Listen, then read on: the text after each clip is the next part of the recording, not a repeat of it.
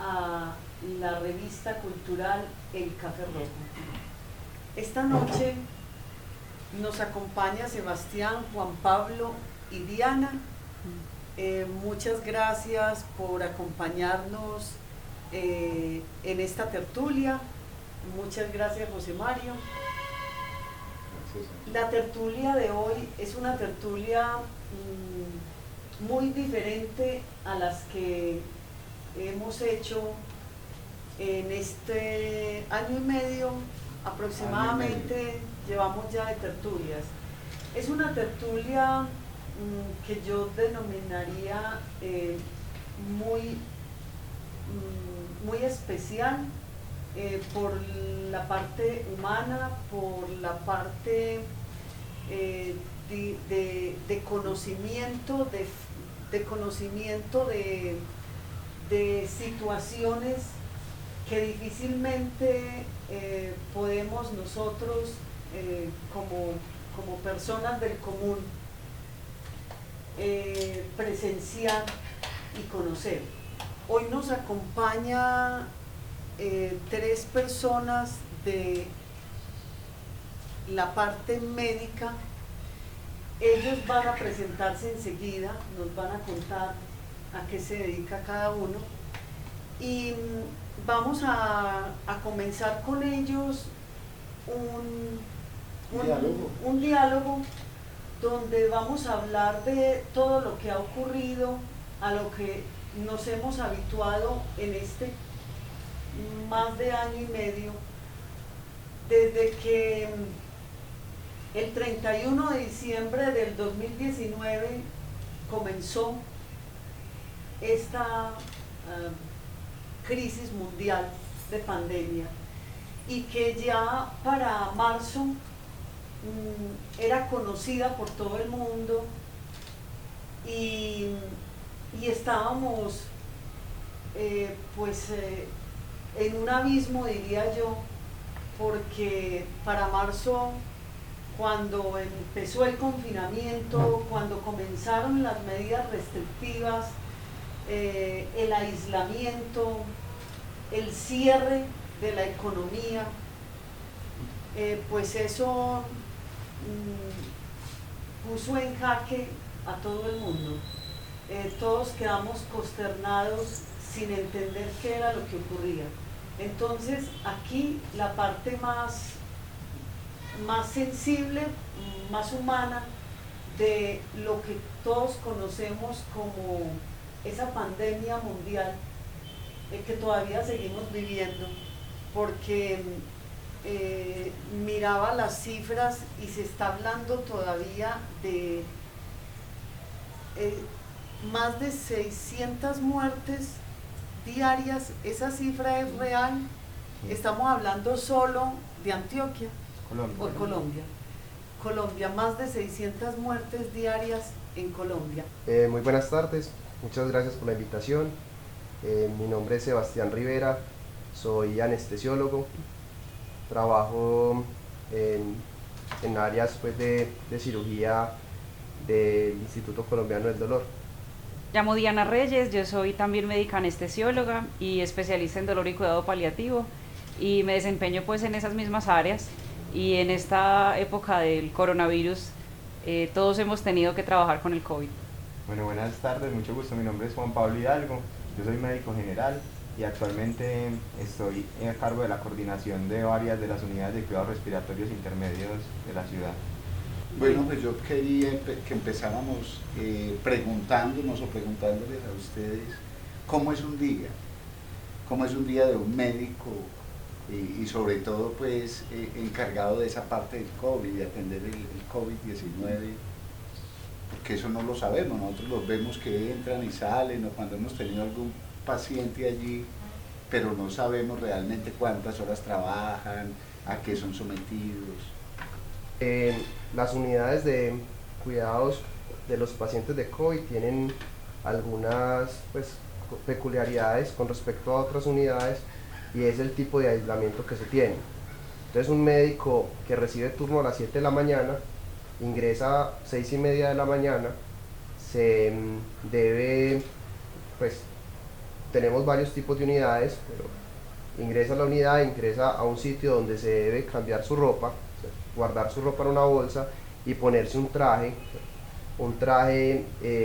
que lo va a mantener pues estéril y aislado pues del medio.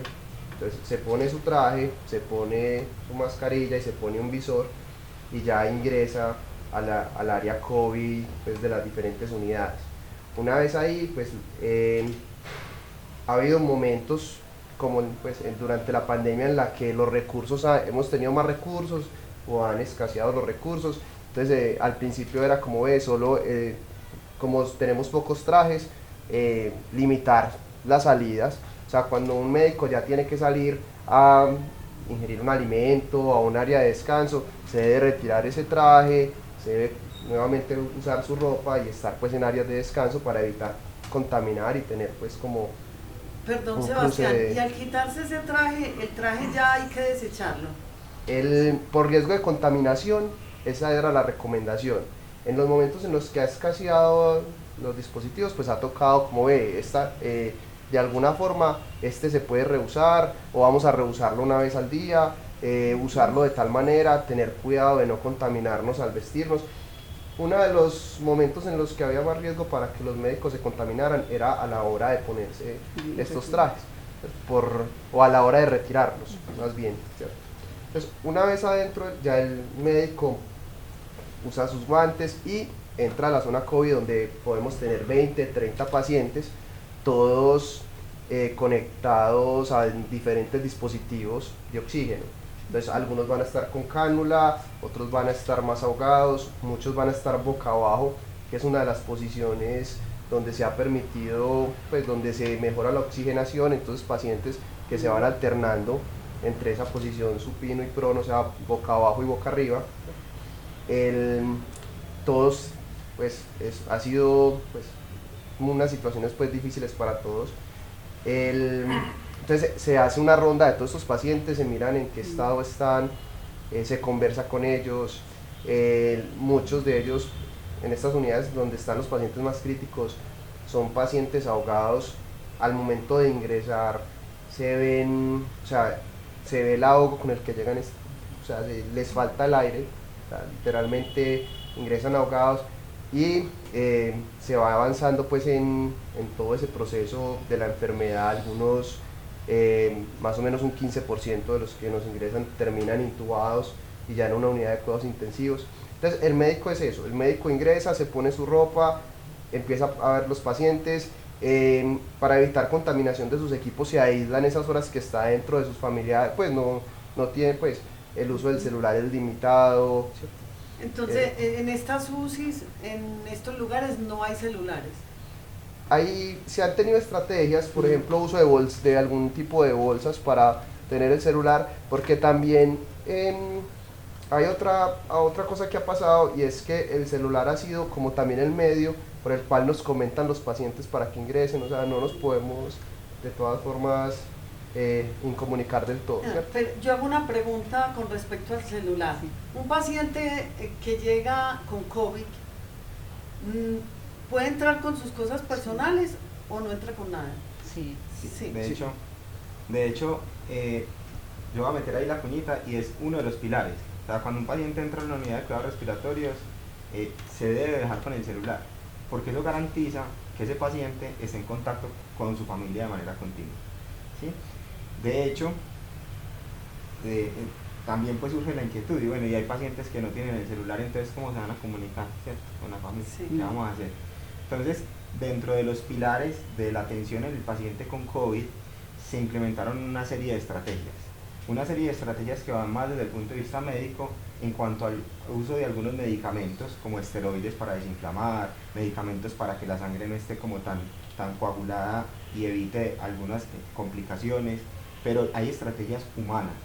Dentro de esas estrategias humanas está, por ejemplo, la intervención dentro del grupo interdisciplinario, médicos generales, especialistas, trabajo social, psicología, terapia respiratoria, nutricionista, ¿sí? Y es un grupo de trabajo que trabaja de una manera unida, ¿sí? valga la redundancia, y por eso precisamente es que se llama una unidad. Sí, cuando uno habla de una unidad de cuidados intensivos o habla de una unidad de cuidados especiales o una unidad de cuidados respiratorios intermedios, es porque todo el mundo tiene que hablar el mismo idioma, ¿cierto? Entonces, para retomarlo del celular, uno de los pilares en la atención de este tipo de pacientes es que se manejan unos celulares en el servicio, que son para personas de trabajo social y de psicología. Dentro de esos dos grupos de trabajo se garantiza que al menos una vez en el día el familiar pueda tener un contacto con el paciente a través de una videollamada, si el paciente no tiene celular. Y eso se deja registrado en la historia clínica, ¿sí? Porque es importante el abordaje de esa área emocional, de esa parte de contacto con la familia, bueno, ¿cómo está?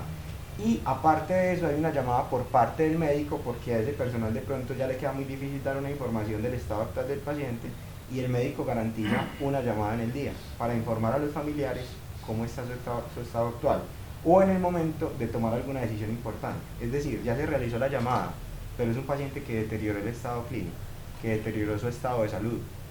En ese momento se informa a la familia la necesidad de una intubación, o la necesidad de escalar en una terapia más delicada, o en la gravedad en la que se encuentra el paciente, para saber cuál va a ser el tope máximo de tratamiento, ¿sí? Entonces, eso hace que el paciente esté en contacto directo con su familia, tenga o no tenga ese dispositivo, ¿cierto? Bueno, ya se imaginarán pues entonces cómo es la idea de ir al baño, ¿cierto? Porque hay que retirar todo ese tipo de dispositivos, entonces lo que hacemos es tratar de comer, tomar algo y utilizar los servicios de baño antes de ponernos toda la ropa e ingresar. Una vez ya estando adentro se hace difícil, pues yo llegué a pasar turnos de 12 horas sin comer y sin entrar al baño. En realidad uno sí tiene la posibilidad de cambiar los dispositivos médicos, ¿cierto? Volverte a poner todo, pero primero pensar en la contaminación ambiental, que es desechar todo eso, ¿cierto? Y segundo, a veces hay tanto trabajo que no da tiempo, o sea, es que hay como que hay que revisar, hay que hacer la ronda, se te pasa el tiempo tan rápido que... O por ejemplo, hay una habitación donde puedes ir a dormir, pero es como me cambio todo o me siento un rato acá y de pronto descanso y luego seguimos. Respecto a los celulares, hemos tratado de, los envolvemos con ese papel Ziploc, pues como en esas bolsas herméticas, o con el papel ese chicle, exacto, que eso permite que sea táctil y podemos utilizar esas ayudas. A veces, como los resultados de los exámenes y todo, hay que verlos por dispositivos, eso es como lo que hacemos. Y otra dificultad, pues que a mí me parecía notoria, era la parte de la alimentación, no tanto como porque no tengas el espacio para comer, sino que no hay como servicios de alimentación. Entonces hay que llevar uno mismo su comida desde la casa. Tu agua, tus alimentos, todo ahí es como eso. Nosotros somos anestesiólogos y generalmente en la anestesia son áreas muy controladas, en las que una alarma, o sea, uno escucha una alarma y uno va y resuelve que tiene esa alarma.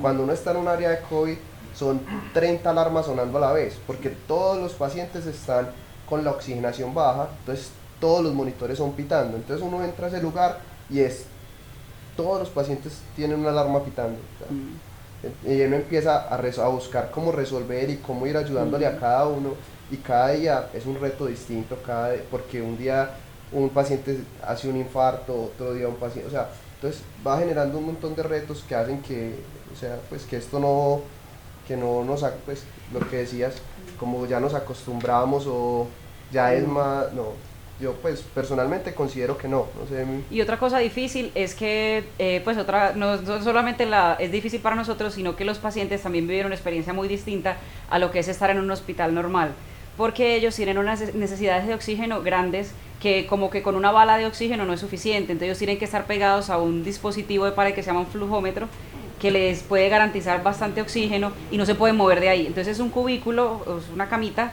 en donde hacen todo.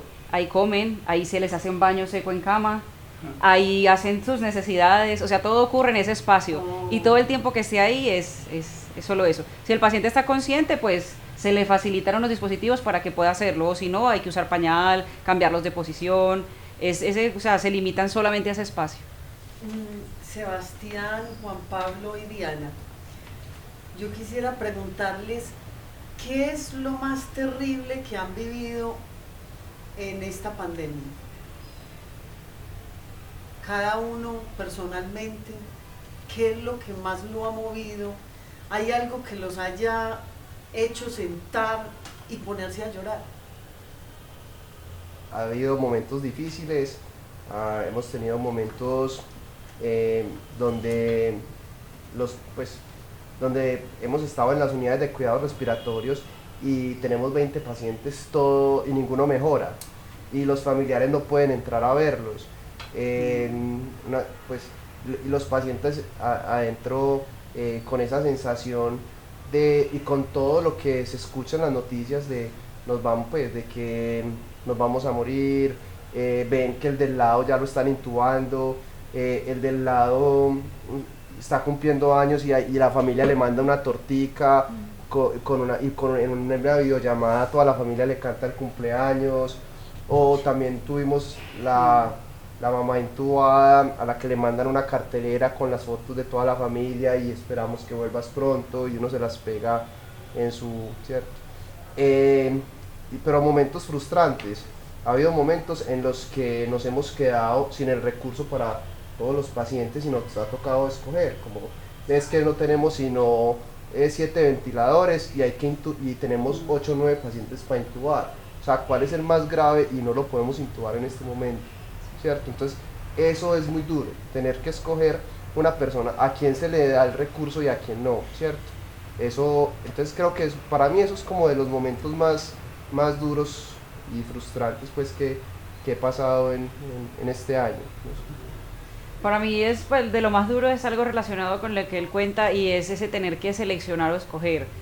No siempre fue así. Cuando el pico de COVID fue extremo, se activaron todos esos los protocolos de bioética que aplicaron a nivel nacional y es una ética de salud pública para pandemias en donde se aplican algunos scores, ¿cierto? Como por las características de la persona, su edad, sus otras enfermedades y se decide qué persona tiene más probabilidad de vivir. No solamente si hay dispositivos o no, sino a quién se recibe en una determinada unidad de cuidado respiratorio o UCI. Entonces hay personas que pues son el abuelo, el tío, el papá de alguien, pero que desafortunadamente tienen coronarios o sufren de diabetes, tienen varias enfermedades, personas que hace una semana estaban completamente normal, pero que realmente por los pronósticos de vida que hacemos con esos scores, tiene una alta probabilidad de muerte. Entonces esa persona de entrada, aunque sea el ser que más adora a una familia completa, que más quiere, toca decirle, vamos a brindarte cuidados paliativos, no vas a sentir dificultad para respirar, ni dolor, vas a estar en un ambiente controlado, ¿cierto? Va a haber un trato humano y calidad de vida, pero no vamos a brindarle unas medidas terapéuticas extremas, no va a ser intubado, no va a ser llevado a un cuidado intensivo. Es como dejar a una persona que luche como con su enfermedad, con los recursos que tiene. Y realmente eso a mí me tocó mucho, pues me toca mucho la fibra porque en mi familia hay personas muy mayores a las que amamos y pensar que fuera mi familiar el que estuviera en esa situación y yo o alguien en otro lugar tener que escoger si se le brindaba un recurso o no, yo decía, Dios mío, jamás me imaginé que estuviéramos en esta situación. Y emocionalmente eso es como lo que más me generaba impacto, incluso en una de las unidades donde estábamos, como no se puede prender pues fuego en un hospital, habían velitas electrónicas y podíamos, así como en las iglesias, prender velitas por los pacientes, pedir por ellos.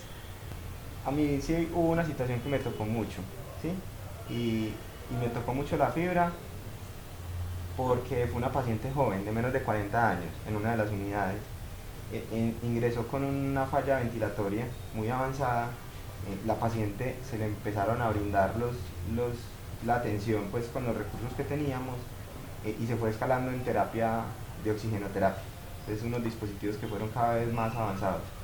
Y llegó un punto donde se habló con la paciente y le dijimos, tenés mucho chance y creemos que por los indicadores y unas escalas que manejamos, este es el momento para intubar, para ponerte un tubito por la boca y por tu edad, porque no tenés casi enfermedades, porque vemos que tenés mucho chance, ¿sí?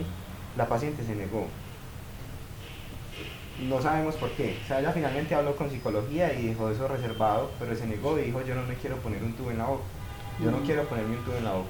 Y ella fue muy insistente en eso y eso obviamente desde el punto de vista legal tiene un impacto y se dejó registrado. Pasó así 48 horas y al cabo de 48 horas no respondió con los dispositivos que le brindamos. En ese momento teníamos pues buena cantidad de dispositivos a la disposición. No respondió y cuando se vio muy mal dijo, sí, yo sí quiero. O sea, yo sí quiero que me intuben. Ya se había hablado con la familia, se había hablado con la pareja, se había hablado con los hijos y yo sí quiero que me intuben. Y al momento de la intubación es un procedimiento de muy alto riesgo y la paciente lastimosamente pues falleció, ¿sí? Entonces eso, a mí yo hablo de si me para pues los pelitos, ¿cierto? Pero es algo que a uno le impacta porque uno dice, hombre, una mujer tan joven y uno escucha esos mitos, esos tabús que hay en la sociedad donde es que yo no me bajo a intubar porque es que si yo me intubo me voy para una UCI y me muero, y en la UCI me matan, o en la UCI es que yo ya voy muerto. Y yo siento que es un telón muy grande que hay que correr de la mente de las personas. De que uno como médico no estudia 6 años y medio medicina general y después se especializa en otros 3 años y complementan estudios y estudian casi alrededor de 10 años o más para decir que un médico quiere atentar contra la vida de una persona. A mí pues yo esa idea no la comparto y me parece inaudito, ¿cierto? Pero uno ve que todavía hay mucho miedo y es un miedo generado incluso desde los mismos medios. Entonces no se deje intubar porque es que si dejen intubar ya la van a matar, y si la van a matar entonces ya después van a cobrar. Entonces son un montón de cosas que uno le mueven la fibra y uno dice, Dios mío, que si la hubiéramos intubado antes probablemente estuviera acá acompañándonos, pues no sabemos, ¿cierto?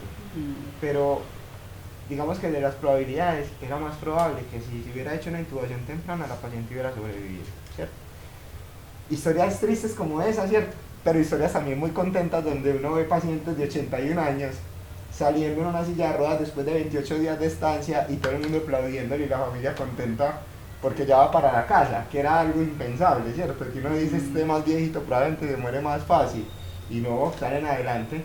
Entonces también se salen las lágrimas de alegría. Sí. Y los pacientes mandan los ponqués con agradecimiento, las tortas flores o pizzas, flores a los servicios. Entonces eso también es muy gratificante, ¿cierto? Qué bueno que nos hablaran de tantos mitos que existen. Estabas hablando de la intubación y hay tantos otros como las vacunas y pues no sé, ayúdenme a ver qué otros mitos. Incluso al inicio se hablaba de que a la gente la mataban en los hospitales. No vaya, pues, porque lo viví personalmente. Sí, yo también lo viví, claro. No vas a llevar a la mamá por allá, pues que es que no vuelve a salir de allá. En los hospitales están matando gente. Sí. Ok, entonces ¿Nos los repartimos o qué? Vamos a podemos ir hablando, acordemos. Por ejemplo, pues uno de los mitos, el bono COVID que le daban a los médicos por diagnosticar a un paciente con COVID, pues sí. Eso es pues totalmente falso. No existe tal cosa. El paciente, pues lo otro, que el paciente que se intuba, pues que uno, pues que es por hacerle un daño, pues, uno selecciona muy bien ese paciente que se va a beneficiar de una intubación y no quiere decir que al intubarlo, o sea, cuando uno intuba a un paciente es porque está grave, o sea que el riesgo de mortalidad es alto, ¿cierto? Y va a haber un porcentaje de pacientes que uno intuba que se mueren, pero es en ese momento el mejor tratamiento que le va a dar una mayor probabilidad de salir de la enfermedad, ¿cierto? Entonces, los médicos hacen una selección y hacen basado en unos criterios para brindarle al paciente lo mejor, ¿cierto? Ese tipo de mitos pues han sido muy perjudiciales para nosotros. Hemos tenido en las UCRIs familiares que llegan agresivos contra todo el personal, y es que yo me tengo que llevar a mi papá ya porque aquí lo van a matar, acá lo están matando, y se lo llevan, o sea, llegan y es imposible convencerlos desde el área de psicología, desde todas las áreas, se terminan llevando al familiar en estados a veces muy difíciles y críticos, pues que eso es muy duro. O sea, todos esos mitos que hay alrededor han complicado también la labor. Sí, otro pues que ha afectado mucho lo que hablamos ahorita de las vacunas, primero que estaban inyectando un chip en las personas con las dosis de la vacuna, y lo otro es esa falsa seguridad que se genera con la aplicación de una de las primeras dosis de la vacuna. Existen muchas marcas, no vamos a hablar de eso en este momento, pero la mayoría constan de 2 dosis de la vacuna, ¿cierto? Entonces, al aplicar la primera dosis se genera una falsa seguridad en las personas de que ya soy protegido contra el COVID, soy inmune, y es donde se da una tasa muy alta de infecciones. Hasta una tercera parte de los pacientes con una primera dosis, o sea, como el 30%, se infectan antes de llegar a su segunda dosis porque se confiaron y disminuyeron todas las estrategias de bioseguridad. Entonces ya se quitan el tapabocas, se reúnen con la familia, disminuyen el lavado de manos y eso es muy grave. Entonces recordar siempre que incluso después de aplicada la segunda dosis debe pasar un tiempo determinado dependiendo de qué vacuna se aplica para uno sentirse verdaderamente más seguro contra el COVID y que aún así, estando vacunado, se puede adquirir una infección por COVID, pero las vacunas lo que garantizan es una menor severidad de la enfermedad.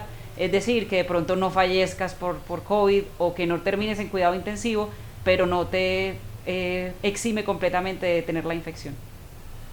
Sí. ¿Qué más? Bueno, ya dijimos, Los remedios que usan, en cuanto, claro, hablo de las vacunas, también existen frente a mitos, frente a algunas vacunas, por informaciones pues que se reciben de los medios, todas las vacunas pueden generar un riesgo, sí. Es un riesgo muy bajo comparado con el beneficio que dan, ¿cierto? Entonces, en el país y pues, en la ciudad que es donde estamos y lo que vemos diariamente, existen mitos acerca de algunas marcas de la vacuna. Entonces, personas que llegan y dicen, no, yo no me pongo esta marca, quiero esta otra, pero sí es importante que todos sepan que la mejor vacuna es la que esté disponible, porque todas las vacunas que se están poniendo en el país son buenas y te van a proteger en un alto porcentaje de tener esa enfermedad moderada o severa. Entonces es como lo primero que hay que no llegar a un sitio de vacunación exigiendo una vacuna específica, porque posiblemente no siempre la vamos a encontrar, y entender que todas las vacunas que se están poniendo son buenas, que existen mínimos riesgos. Y eso es lo que se ha reportado en estudios y lo han visto en los medios, pero esos riesgos son de casos aislados y es mucho mayor el beneficio que el riesgo. Bueno, pues muchas gracias Sebastián, Diana, Juan Pablo, por acompañarnos.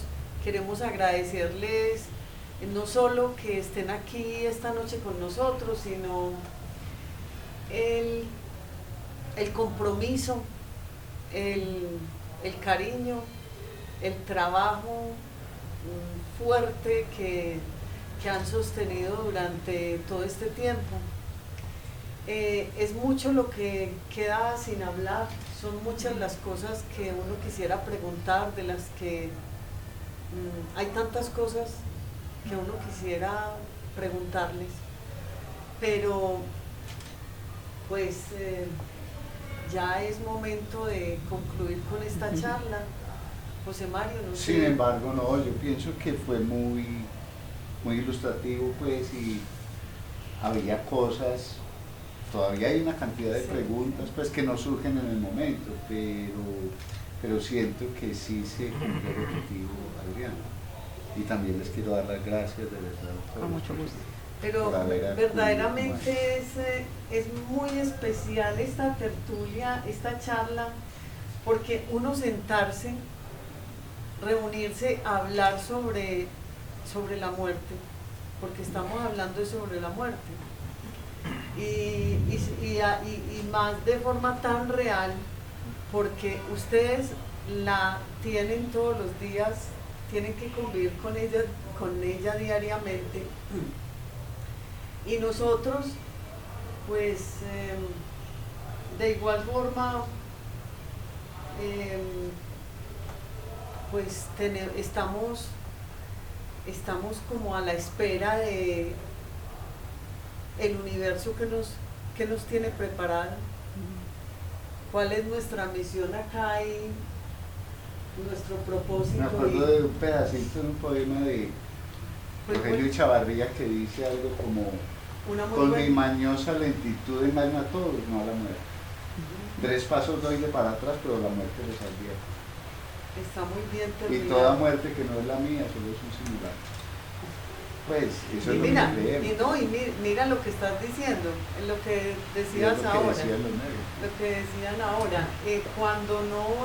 Cuando la muerte no llega a mi casa, hacía referencia a eso. Sí. Es diferente, pero está muy Sí, muy es muy acorde acorde el poema. ese poema para terminar esta charla. Muchas gracias. Dios les pague por Mucho gusto. Muchas este gracias encuentro. por la invitación. Muchas gracias y esperamos que se genere mucha conciencia. También le agradecemos, pues, esto ha sido un trabajo y un equipo muy grande, Sí. que a cada día lo han puesto, pues, todo va en pro de la gente. Entonces, agradecerle, pues, a toda esa gente que está allá afuera, Sí. pues, poniéndole el pecho a esto. Sí, y yo aprovecho esas palabras de Sebas y me le uno, y es que estamos hablando acá pues de los médicos y las enfermeras y los especialistas, pero es que están las señoras del aseo, están los vigilantes, que están detrás de todo eso, aportando muchísimo en que eso funcione, ¿cierto? Y todos tienen esa camiseta 10 puesta y todos están aportando el granito de arena. Así es. Bueno, muchas gracias. Gracias. Chao.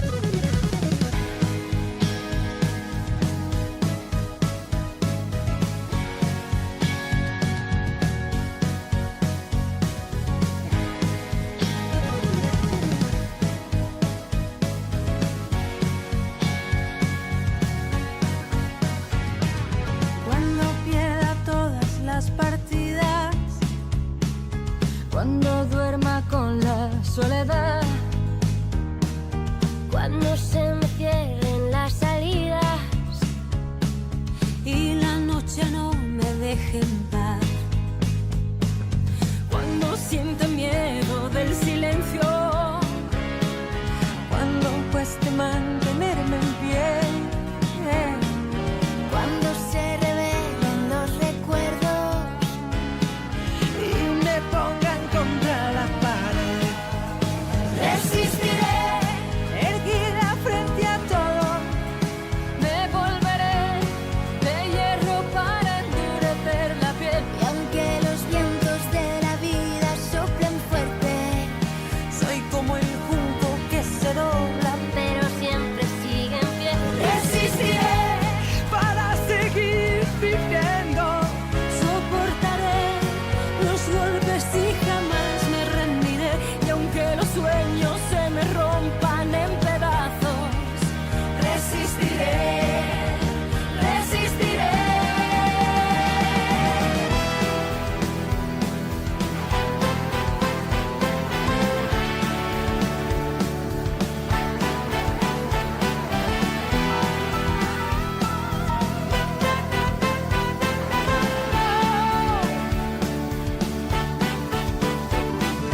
Cuando el mundo pierda toda magia, cuando mi enemigo sea yo,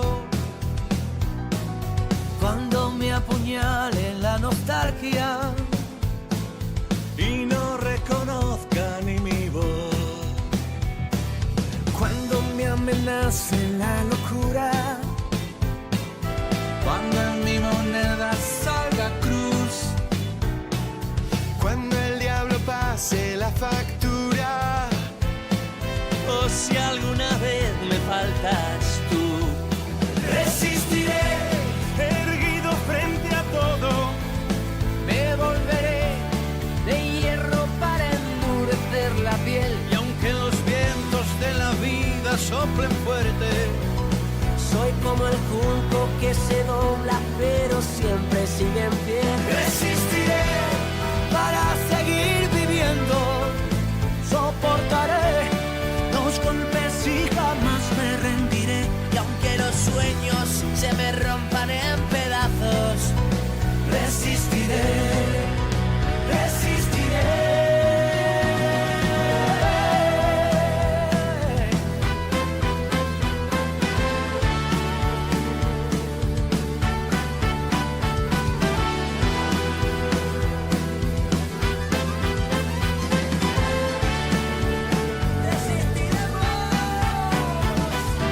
Cuando pierda toda la partida, cuando duerma con la soledad, cuando se me cierre la salida y la noche no me deja en paz, resistiré.